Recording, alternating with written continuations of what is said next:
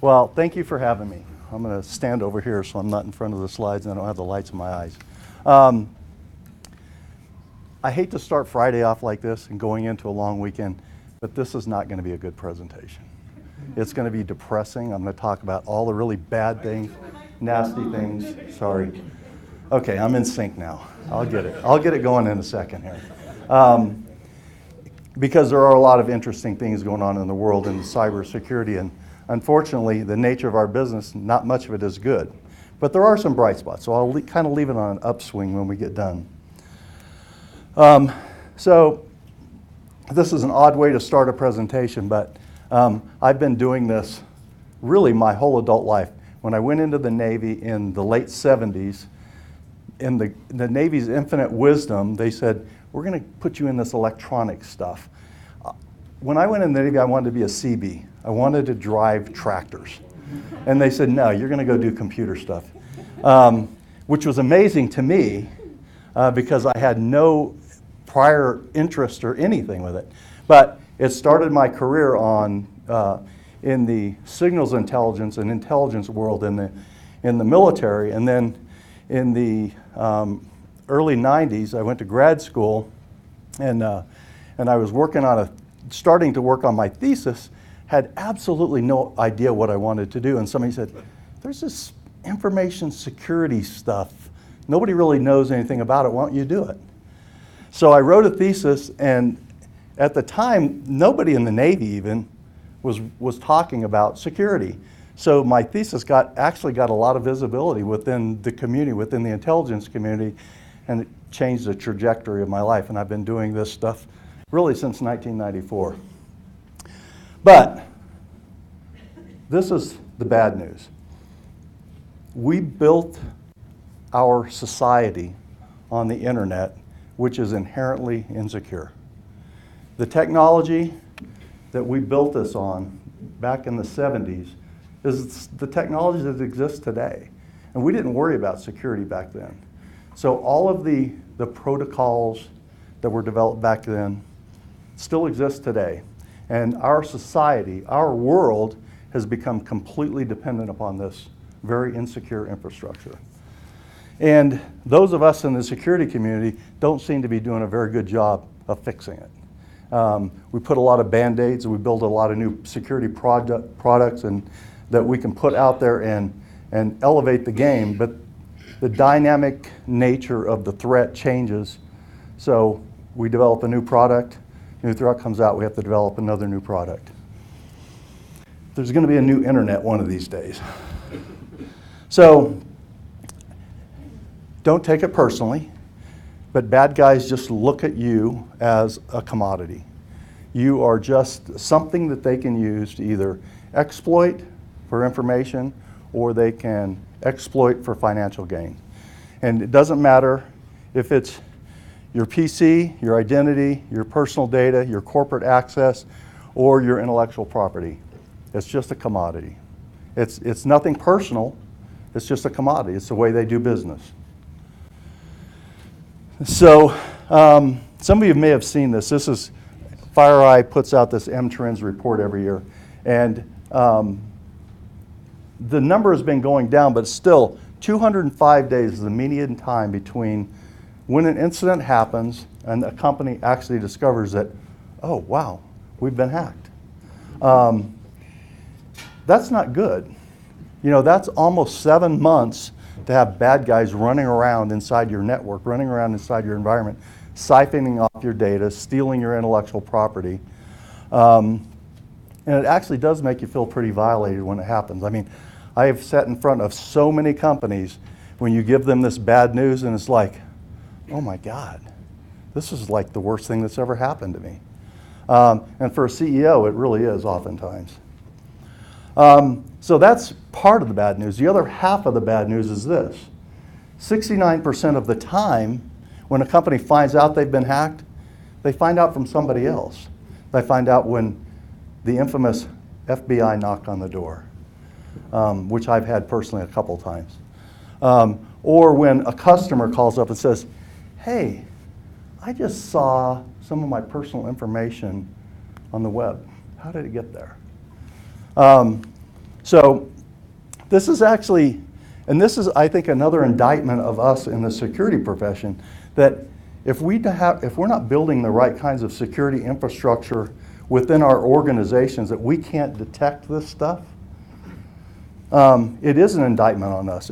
But it's also an indictment of, again, the dynamic nature of the cybersecurity business and the threat space that we live in today. So here's the bad news. So all that was the prelude to the bad news. This is the real bad news. Your company is outmatched. And I hate to sound defeatist, but it's the truth. There are too many bad guys out there that are either nation state sponsored, that are hacktivists or terrorists, or they're just criminals. And here's just a few examples. These are various hacking groups from various companies or countries around the world. And these guys are really good. They do nothing. We all have jobs, we go to work every day. They have jobs, they go to work every day, and they hack. They compromise other people. They compromise companies around the world. And I used to say this when I was at DHS, is, holy cow, doesn't the government have some responsibility here? It's hard to make that case, though. I mean, the cyber world has changed so really kind of put things up on its head. Where does the government step in? And I'll talk about this again in a little bit more in a second. Where does the government step in to protect private sector? It's a tough question, I can tell you that. So I kind of divide, I should put a line up here. But I divide this between outside threats and inside threats. Outside threats, and I'm going to talk about these again in a few minutes here, the gangs, nation states, hacktivists, and terrorists. But some that people don't think about is supply chain. Where do you get your stuff from? Where are the components made that are going into the devices you own? And are those components compromised in some way? Often they are. We have embedded technologies that exist in many of our critical infrastructures around the nation that were built 30 or 40 years ago. And the underlying big iron of many critical infrastructures works really well, but we've layered on digital technology to manage it, and that's what's become vulnerable. In secure software, if I had one thing that I would fix, it would be that companies that are making products spend more time to make their software secure, and that higher education and training organizations around the nation, around the world, would train our developers better how to write good code, because there's so much crap code out there in great products. I mean, how many of you have heard of Patch Tuesday? Most people have heard of Patch Tuesday. That's the Tuesday every month when Microsoft releases all their patches for all the bugs that were found the past month. This has been going on for the last 20 years. And every other major vendor has their own version of Patch Tuesday. And then over here on the inside, we have the continuing, the cyber hygiene, policy violations, clueless users. I should put that, just make that up here. Clueless users is the #1 problem we have. I said one time in a speech, I said, if we just killed all the users, we wouldn't have any more problems. When you're a government official, that's probably not a good thing to say. And disengaged boards. This is changing a little bit. I've talked to 13 boards in the last 12 months, and there's actual terror in their eyes because they know that they have legal and fiduciary responsibilities, and cybersecurity is impacting that to a large degree. So boards, well, they want to know, what should we be doing? What questions should we be asking? How do we help our organization raise the bar? One of the things that's been a little concerning to me as I talk to the boards, in about half the cases, it's obvious to me that the board does not trust the executive team. Now that may sound odd. It sounds odd to me even to say it, but the board is there to support the executive team, to support the CEO and his management. but a sense that I have is that there's a distrust that the executive team is not providing the right kind of information to the board. And then the other inside threats: exfiltration, unauthorized access, unauthorized use, unauthorized destruction. These are all technical issues, or can be solved technically. But these are the things that I see, and there's much more, but these are the highlights of it. So this is my sins and sinners slide. Here's the sins: espionage, cybercrime, and hacktivism.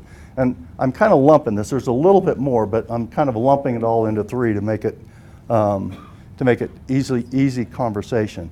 And then the sinners.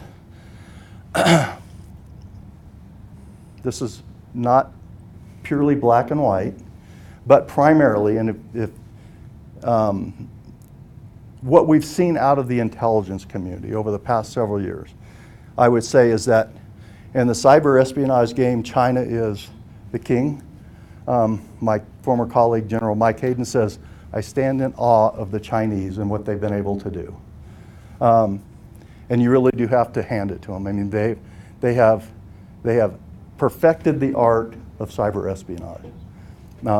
There's virtually, I think I'm pretty confident in saying this, there's virtually no organization that once the Chinese target it that they can't compromise.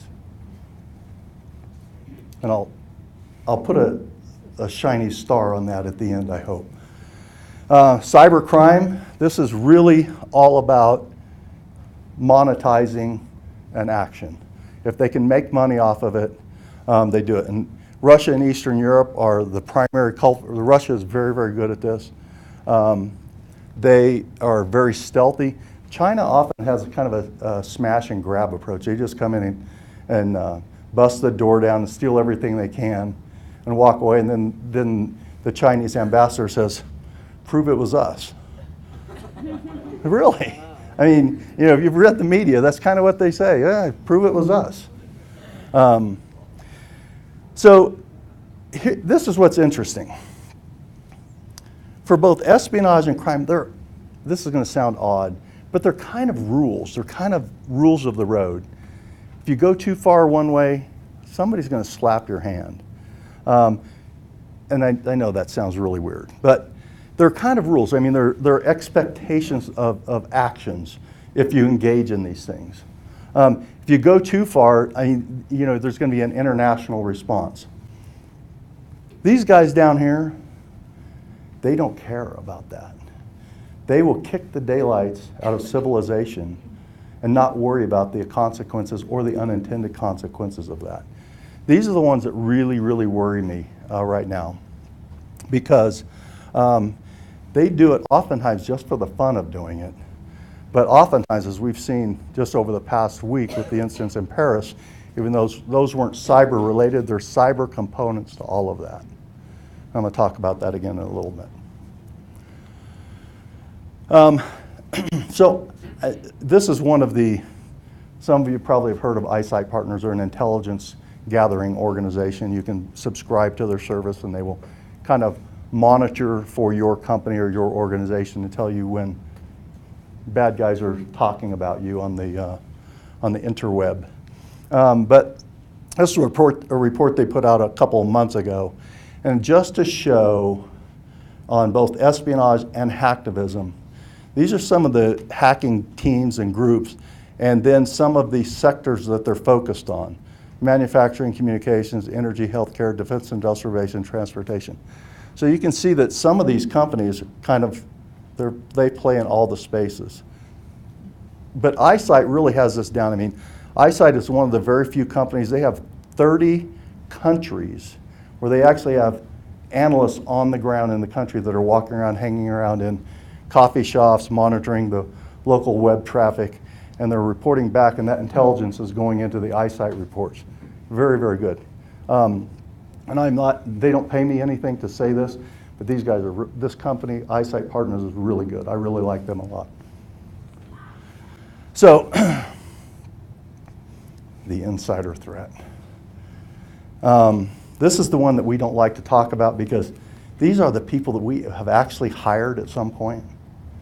We've invested time and money in them, and these are the people that are sticking it in our back every day. And whether they're malicious or just ignorant and naive, it doesn't really matter. The consequences are the same. And we can put all the best tools in the world in place. We can have all our firewalls, our encryption, our antivirus, et cetera, and we have Dave. Dave is our user, our clueless user. And Dave is the one guy that's going to compromise our environment, even when we've spent millions and millions of dollars on security. More to come on that. So shift a little bit now. So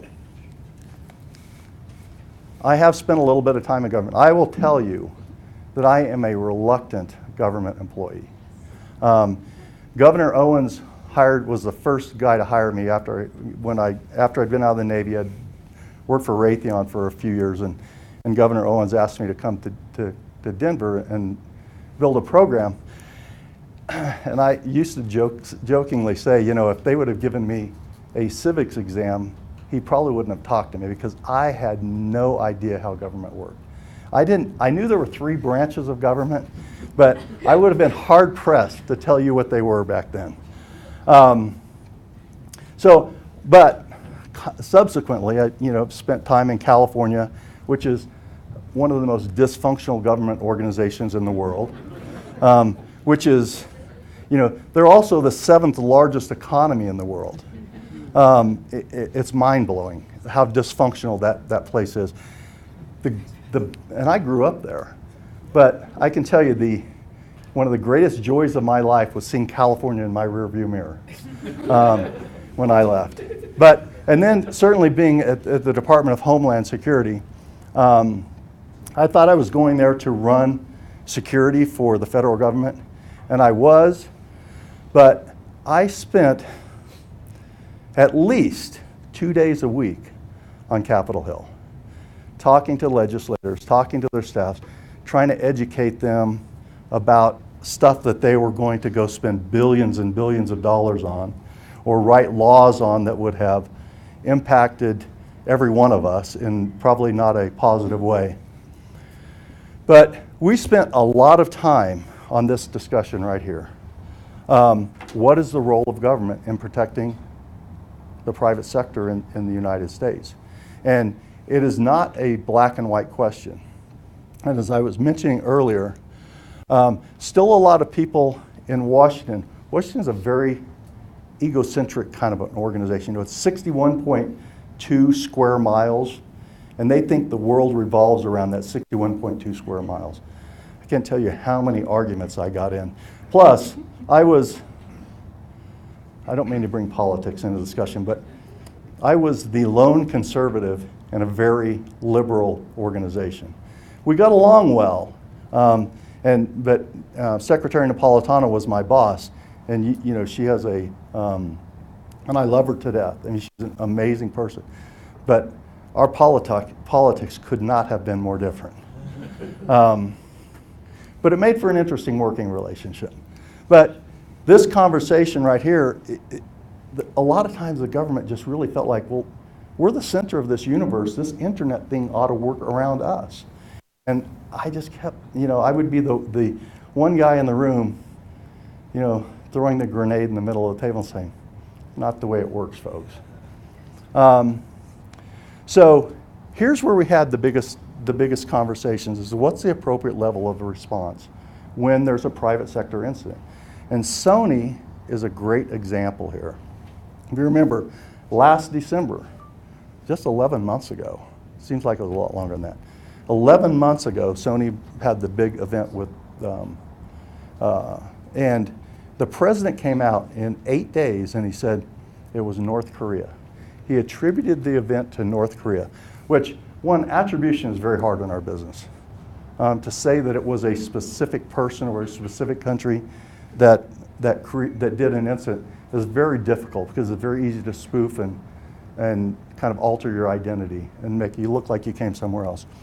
But but it kind of rose, it kind of made us address this question: what's the appropriate level of response? So if your company got hacked, would you expect the government to come in and have as big of a response as it did with Sony? I don't think that's realistic, and I think it was a little bit precedent setting because after that, and there have been several events after that, and the healthcare industry, as you know, has been decimated over the past 12 months. But there hasn't been the same level of response from the government. And there's a lot of talk these days about offensive attacks. Let's hack back. And I could talk here for a whole hour about why that is a really, really bad idea. Because you don't know who's at the other end of that. And you don't know what their reaction is going to be once you do hack back. And in fact, you don't know what the unintended consequences are going to be when you hack somebody. So this whole idea of what's the appropriate level of response is a huge, huge, huge problem. The first time I was called to the White House to sit in the sit room and have a discussion about this, I thought, I've arrived. But you know what? We have probably had better discussions right here in this room than what we had right there. But this is the kind of stuff that we talk about. And you know, you're sitting around the room with, I can remember, I think I'd been at DHS for not even a month. John Brennan was the National Security Advisor, and we're sitting in this room, and you know, I'm kind of sitting in the back. I barely found my way to the bathroom. You know, I really was that new in the organization. And John Brennan says, "So Mark, what do you think about this?" And I just felt the blood drain right out of my face. You know, the president wasn't there, but I mean, there were a lot of other people there, and I said, well, I forget exactly what I said, but I guess it worked okay. I didn't get fired that day. So I only bring this up to show the level of activity on Capitol Hill today. This is accurate as of last week. Now, these are the different pieces of legislation in the House and the Senate that have something to do with cybersecurity or privacy. The CISA, where's CISA? As you know, CISA has the Cybersecurity Information Sharing Act. Oh, there it is, right? No, that's not it. HR 234, third one down. It's up there somewhere. CISA passed out of the Senate 3 weeks ago. I think as a result of what's happened in Paris over the last week, I would have said CISA would not pass. It might pass now because of the events at Paris, and I'm going to talk a little bit more about that. But the reason that this is important is there are so many different people. There are so many people creating legislation that's going to impact every one of us and every one of our businesses with more regulation, more bureaucracy. Now, some of it is valid and justified. I get that. But I really worry about, I mean, I've sat in meetings with these guys and listened to their questions and realized they have not a clue about the laws that they're talking about passing here. So I do worry about this. So I gave a talk in DC last month, and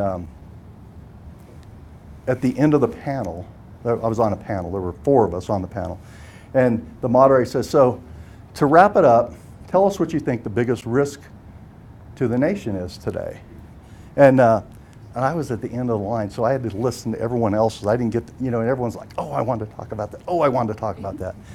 So they got down to me, and I said, well, since everybody's taking the juicy stuff, I said, here's what I think a big risk is. It's at the end of Constitution Avenue.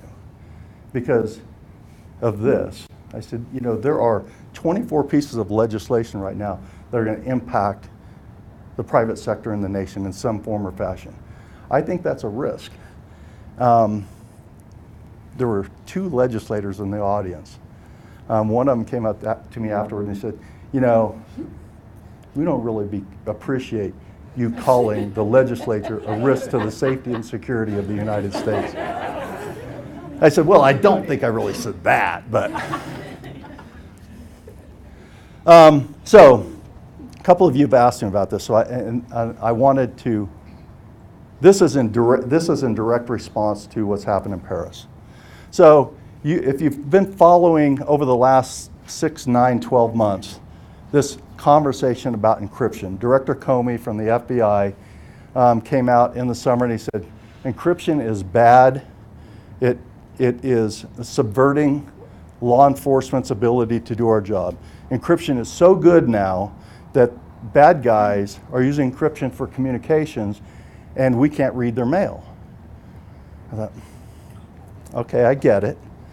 And he didn't technically call it a back door, but what he said was law enforcement needs a way to break encryption. That's a bad idea. Yes. And then Secretary Johnson got on the bandwagon. And, well, I just have to get to the next slide. This is why it's a bad idea.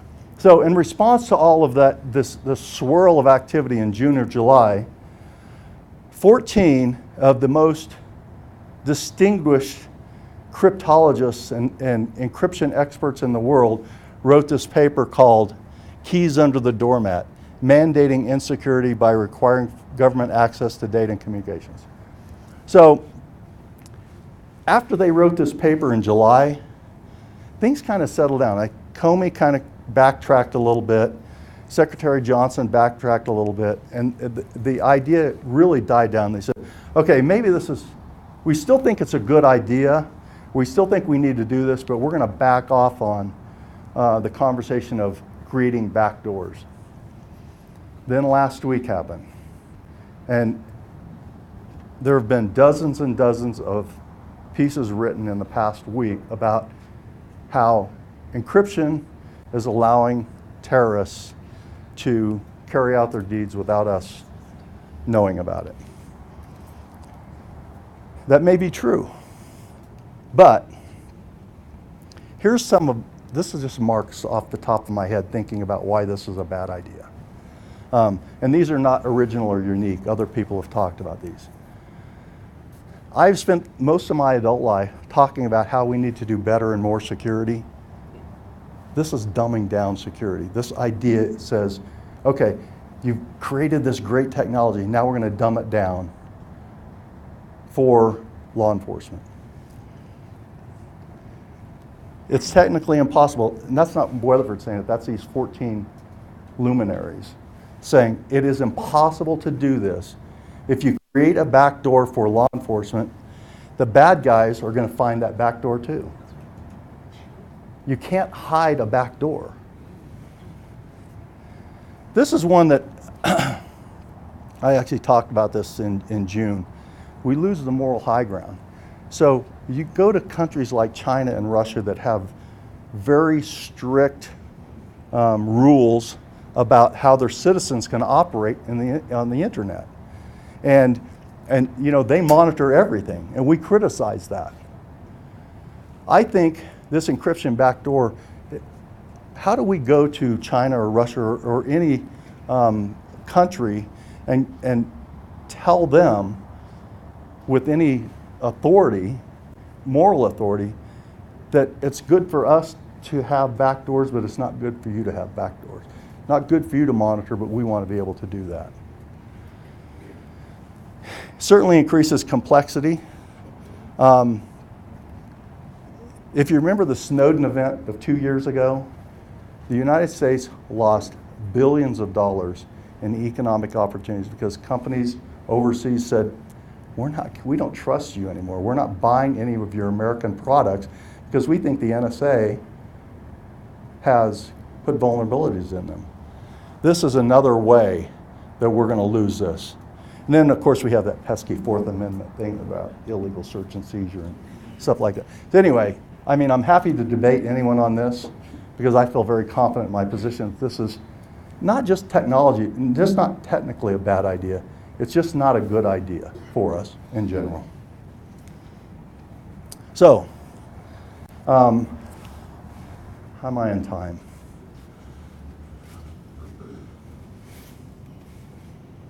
I'm okay? Have a while? Okay. So I wanted to talk a little bit about the Internet of Things. Has anybody heard of the Internet of Things? I've been giving an Internet of Things talk for about a year now, and I think about 50% of the time I ask that question and I get this look of, what are you talking about? Well, so to get semantics right to begin, there's all kinds of different terms being used for the Internet of Things, the Internet of Everything, the Industrial Internet, Industrial Internet of Everything, blah, blah, blah, blah, blah. I look at it like this. If it can talk to each other, it will. If it can be connected, it will. And much of this stuff doesn't have an on/OFF switch any longer. It's just on all the time. It's generating data all the time. The concern I have is more of a privacy concern than a security concern, although I have security concerns as well. But from a privacy perspective, we don't know who's collecting all this data. In fact, I would say, if we knew who was collecting all this data, we would probably not do it. In fact, there was in the Dublin Women's Marathon last year, 2014, guy from Symantec built a little receiver, and he stood on the side of the road monitoring Fitbits and wearable devices of the women running the marathon. And he collected all this data, and at the end, he had several hundred records of, this is passive, standing on the side of the road with his little box that he made from Radio Shack, collected data, and he had a treasure trove of information about, I think about 256 of the people that were running the marathon. Now, as you know, I mean, there are a number of different wearable kinds of devices, but he had everything from passwords to their Fitbit accounts, all of their personal statistics, height, weight, you know, everything you put into those accounts. That was pretty devastating. And there's dozens of stories about that. But I think it's one of the most awesome things that's ever happened, if we can get it right. So John Chambers said this at a meeting last year. John Chambers was he was retired as CEO of Cisco this summer. I need to update that. He said the Internet of Things will be 5 to 10 times more impactful in the next decade than the entire Internet has been to date. Now, having been a technologist my whole life and having seen the dramatic changes in our lives, in our world, that the Internet has had over the past 2 decades, if we think about something that's 5 to 10 times more impactful than that, I quite frankly can't wrap my head around how big of an idea that is. But we can already see it happening because it's growing every single day. And there's a lot of different kind of diagrams of the impact of this, but this one kind of captures everything. So it captures, these are the internet-related companies and the kind of different businesses that they're doing that impact the Internet of Things. And these are the things themselves. And this is just a thumbnail. You can go out and write an application, an Internet of Things application, in 30 minutes and put it up on the web, and people will start using it. You have no idea that they knew what they were doing, that they wrote any kind of security controls or privacy restrictions into those applications. There are millions of them, literally millions of them. This is going to change our world. This says, looking at the demographics in here, most of us are digital immigrants. You know, we've kind of come into the digital world, but our children and grandchildren are digital natives. They are never going to, think about it, people that are born today are never going to know a time without the Internet of everything. Not just a time without ever having a computer, a time without, when everything wasn't talking and touching each other. That's a big idea. And then when we think about the impact of this, Gartner was saying 25 billion last year, and then Cisco jumped on it and said, well, there's going to be 50 billion things by 2020. And then Morgan Stanley said, there's going to be 75 billion things. I don't think anybody has any idea how big this is going to be, but it is a damn big number. And this is what, as a security professional, this is what scares me. We're throwing this stuff out there and saying, people are going to use it, and they are, but we're not thinking about the security implications of it. Another John Chambers quote, and while he was saying this, he gave this quote for a different reason, that, wow, this is a $19 trillion opportunity. As a security guy, I'm thinking, that's going to attract bad guys, like flies to honey. And it is. You know, you think about it now, I had another slide in here, but I took it out. You think about, many of you in your homes, you have a Nest thermostat. I do. You have a internet-connected garage door opener. I had to buy a new water heater last month, 2 months ago. So I'm at Home Depot, and I'm looking at these water heaters. Has anybody shopped for water heaters lately? It's like, what's the difference? I mean, there's a water heater, it's a 56-gallon water heater, and it's $459. And here's a 56-gallon water heater, and it's $859. And you're like, what can be the big difference in a water heater? Well, so I narrowed it down. There's these two. One is $649 and one is $749. I'm like, what's the difference in these? I called the guy over and he goes, well, this one is Wi-Fi enabled. I'm like, I can't in my life imagine why I need a Wi-Fi enabled water heater. He says, well, when you go on vacation, you can turn it on remotely so your water's hot when you get home. I'm like, I don't need a shower that bad when I get home. But my point, though, is that all of these devices are connected, and they're connected to what? They're connected to your home Wi-Fi, to your home network. Your computer's connected to that same network. So if I can touch your Nest thermostat, guess what? I can touch your computer. I can touch your network. And you all heard the story earlier this year. Guy bought a Samsung TV and found out after the fact the TV was actually monitoring his network activity. Now that was supposed to be a feature that you had to turn on, but it was turned on by default.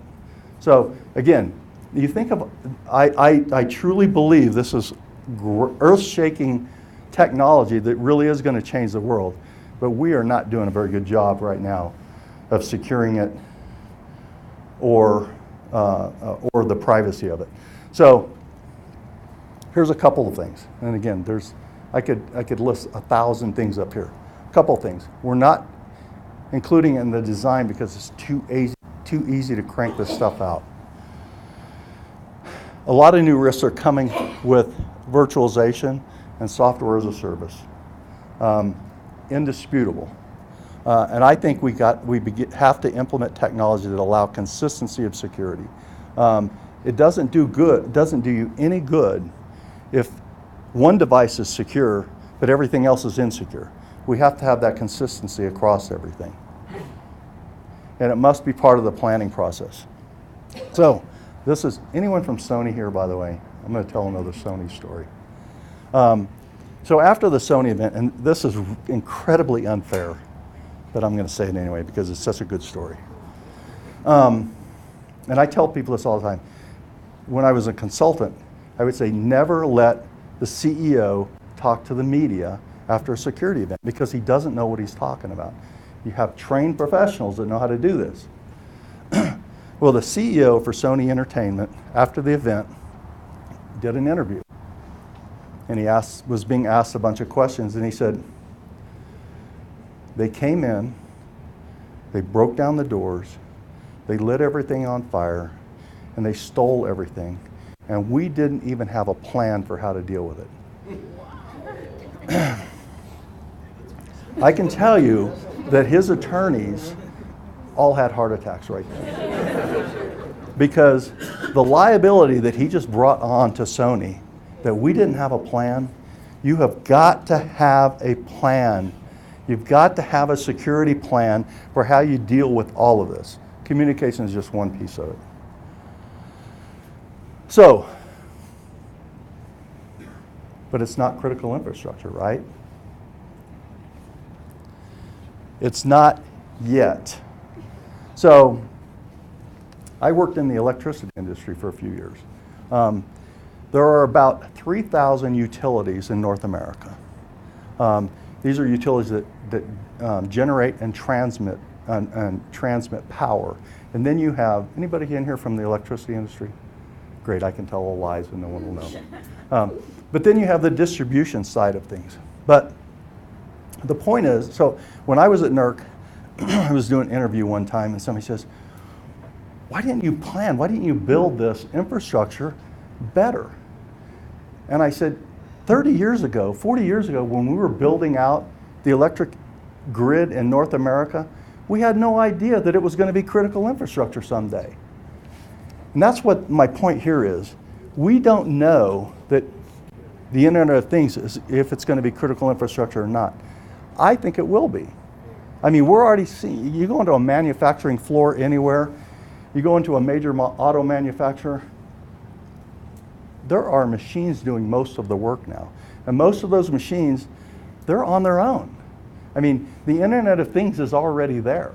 There are anything with a valve, a switch, that can be controlled remotely, that's part of this Internet of Things world. And I hate to bring up an old story, but Stuxnet is a good example of how you can use cybersecurity to create physical damage. Stuxnet was the event in Iran where two countries, who shall remain unnamed, were able to get malware into a SCADA system in centrifuge plant in Natanz, Iran, and basically blew up about 1,000 of the centrifuges. And they did it. That was an example of malicious software creating physical damage. First incident that we know of in history.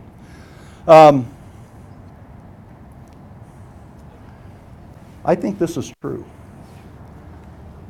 For those of you in the back, I'll read. In the next 5 years, we'll find ourselves asking why things aren't connected to the internet rather than why they are. So I get this question all the time when I give this talk on the Internet of Things, and people say, why do we need a toilet that is internet Wi-Fi enabled? They have them, by the way. You don't want to think about what that's for. Okay. But my point is, it doesn't matter what we think. It doesn't matter what we want. This is a train that's left the station. We need to embrace it. We need to figure out how to secure it and fix it now, rather than going back later and saying, okay, we should have thought about this, like we're doing with the internet today. This is an opportunity for us to actually get something right now instead of trying to fix it 10 years from now. I said there was going to be a little bit of a bright spot, and I got to speed through this because I'm almost out of time. But Greg O'Connor said this, and I love this quote. Most of you know Moore's Law. Moore's Law, Gary Moore, over the life of technology will refresh itself every 18 to 24 months. Well, this is kind of an analogy to Moore's Law. Over the history of cloud computing, a unit of computing power price is reduced by 50% almost every 3 years. This is holding fairly steady right now, by the way. So what this means is that, again, another tectonic shift in technology that's going to allow us to be more efficient and more economic opportunities, I think. So these are some of the things that we're seeing. Software as a service, infrastructure as a service, platform as a service. These are concepts that we thought about a few years ago, but they are here today. There are companies now, and I say this in my I hope that's not my phone. Timer probably.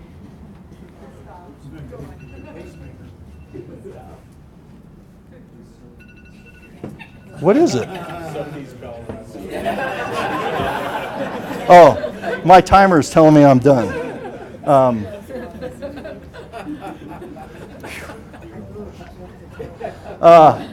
There are companies now, and I say this all the time, it makes my platform vendor friends crazy. I say, 5 years, if you're buying a piece of hardware to secure your environment, you're a Luddite. Everything's going to be done in the cloud. Everything is going to be done in the cloud. Heard it here first. Write it down. Everything is going to be done in the cloud. We're moving fast in this direction. Now, I admit I have a little bit of a parochial interest. I just joined a software company that's changing the world, and we're right in the middle of this. So, kind of the evolution of the cloud and the data center. We started out and we did software-defined computing, which was virtualization. You know, virtualization is actually becoming almost old hat. Containerization is the new buzzword du jour. And then software-defined storage.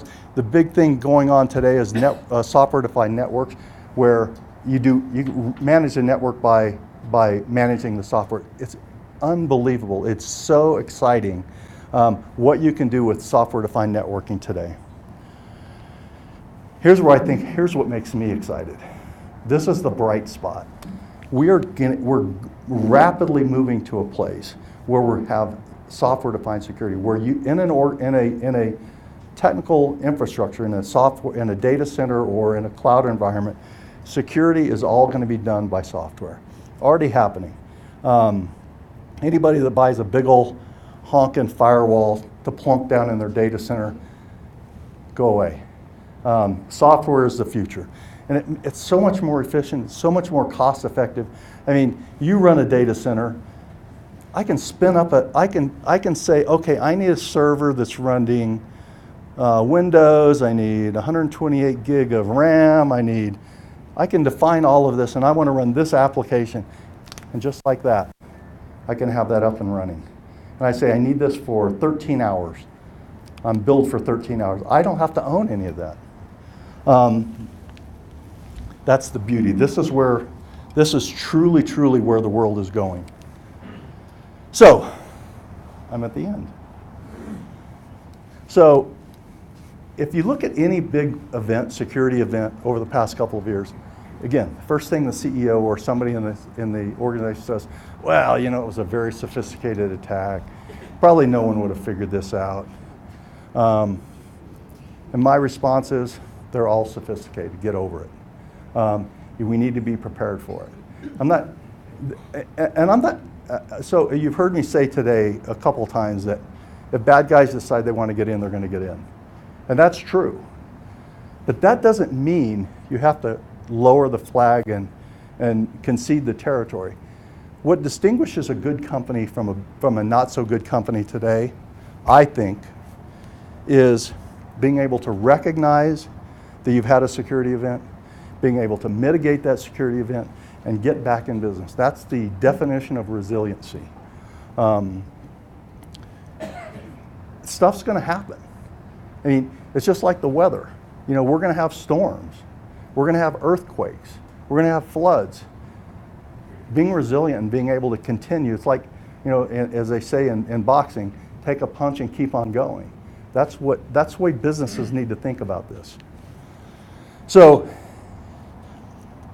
one of the most recurring conversations that I have, still today, and I've been using this quote for several years now, but still today, from a CEO is, I didn't think we were big enough, important enough, or valuable enough to be concerned about hackers.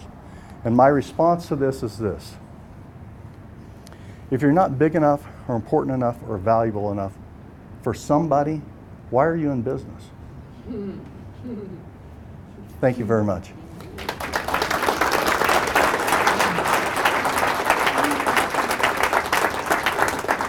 Do we have time for questions? Yes, sir. Mark, so we as consumers, whether we're in the business... Jim! Yeah. I said I was recognizing you. Wow, how are you doing? Back in the days Yeah. of the Information Management Commission. So when we as consumers, whether we're in business or as a consumer are buying services, we typically are buying, and I'll use Comcast or, as a consumer, I'm buying, a certain capacity that functions, features. I also need security. Why, and I assume there's liability issues, but why can't I, as a consumer, better understand why that service provider is not providing me a level of security?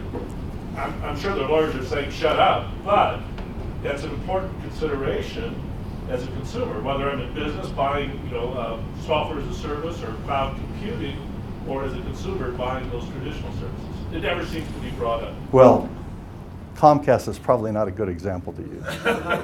I hope there's no one from Comcast here. Yeah, I mean, you could, so I'm going to go back to, there's not a good answer for that, but I do have an answer. I'll go back to my days when I was at NERC.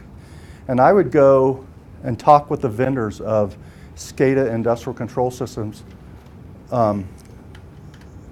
platforms, products, and I would say, you guys have got to build more security into this stuff.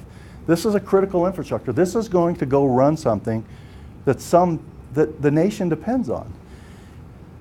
The almost universal response to that at the time was customers don't want to pay for it. I am not going to spend money to build something into a product that customers don't want to pay for. So my answer to you is, until we rise up and demand from the vendors better stuff, we're going to live in this world that we live in now. Sorry, that's a non-answer to your... Yes, sir. So I'm not sure you can answer this question or not, but this whole argument about the back door or not seems a little bit silly to me. I agree with you 100%. Don't build back doors. But 2 examples. We cracked a pretty tough code back in World War II. That's what we need to do. And this guy named Craig Venter did something really impressive, where it was taking bazillions of dollars to crack a huge genome, does it for a fraction of the cost and a fraction playing at a different way. And maybe I'm asking way too much money over today, but I'm thinking, can't you guys just secretly go and crack and bust your way through it? This is going to be old-fashioned way. Just go really hard. Don't talk about it. Don't say, hey, ISIS, we're going to crack this code that you're using, but we're only using it for good. Boy, I wish it was that easy. No, actually, so I actually agree with you. You are absolutely right. And here's what I'm going to, as you know, there's a lot of classified stuff happening, or as you should suspect, there's a lot of classified stuff happening. And I would just say this. Go look at quantum computing. Yeah, exactly. There's a lot of really cool research being done on quantum computing. I'll leave it there. Yes, sir. I saw a recent statistic that said that 48% of the boards of companies that have boards deal with cybersecurity, cyber risk, which tells me that half of them are not. Wrong. That is wrong. I promise you that is wrong. Well, they may deal with it. I mean, define deal with it. Right. I can tell you, most of the boards that I've talked to in 13 and 12 months is not a big number, but it's a sample size. But they're probably big companies. Some of them, most of them. But that's a good point. I call it the Fortune 200 and the unfortunate 2,000. The unfortunate 2,000 are really the ones that I worry more about, right, because they're not savvy, they don't have the resources. When you start talking about, well, you need to go spend, $500,000 on whatever, they gag on that. And it's like, I don't have $500,000. I don't have $100,000. That's why I think software is going to save the world. Sure. Yeah, I had a question. Being familiar with the Sony attack, they destroyed the encryption on backup. went through all the financials, then reconstituted them from scratch, how did the SEC allow that error? And it's so- Here. Well, the question was, in the Sony attack, the bad guys, i.e. North Koreans, they destroyed the backups, and and the question was, how did the SEC let that happen? No, let them get away with reconstituting the financials rather than, filing problems with the Trading Commission. How did everything? I don't have an answer. Sorry, I don't know what. I don't know. The question was, how did the SEC let them reconstitute without having valid backups, I think. Financials, but without having. By the way, this is something every one of you, every company should worry about.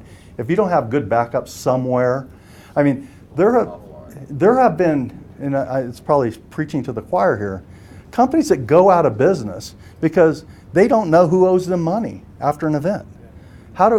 My accounts receivable just went away. So, Could you just, what would you hang on, recommend the average consumer do? That's follow up on that. what the average consumer should do? Yeah, what would people in this room do? What do you do to protect yourself? Well, I keep backups, and I don't just back up. I don't write over my backups. I keep a different file. Listen, I'm paranoid, and I'm not the average guy. But I have 3 hard drives, and I cycle them through, and I have on each one of those I have I don't write over. I create an entirely new directory with an entirely new backup, and that's probably overkill. But if something ever happens, I'm pretty sure I'm going to have a backup. There was one more question over here. No? Are we done? We're out of time. Sorry. But thank you.